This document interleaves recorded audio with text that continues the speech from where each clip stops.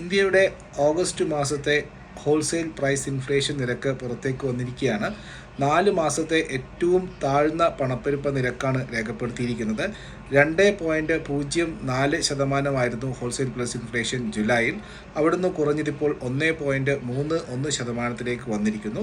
ഇതിന് പ്രധാനമായിട്ടും കാരണമായിട്ട് പറയുന്നത് 2 കാര്യങ്ങൾ. മാനുഫാക്ചേർഡ് പ്രൊഡക്ട്സിൻ്റെ പ്രൈസിലുണ്ടായിരിക്കുന്ന കുറവും അതുപോലെ തന്നെ ഫുഡ് ഐറ്റംസിലുണ്ടായിരിക്കുന്ന പ്രൈസസിൻ്റെ കുറവുമാണ് വന്നിരിക്കുന്നത്.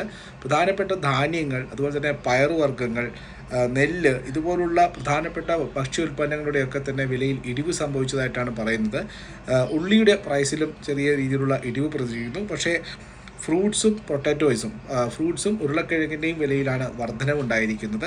സോ ഇത് കാരണം ഏതായാലും ഫുഡ് ഇൻഫ്ലേഷനിലും ആഗസ്റ്റ് മാസത്തെ കണക്കനുസരിച്ച് നോക്കുന്ന സമയത്ത് ഇടിവാണ് വന്നിരിക്കുന്നത്. ഓഹരി വിപണിയെ സംബന്ധിച്ചിട്ട് പോസിറ്റീവ്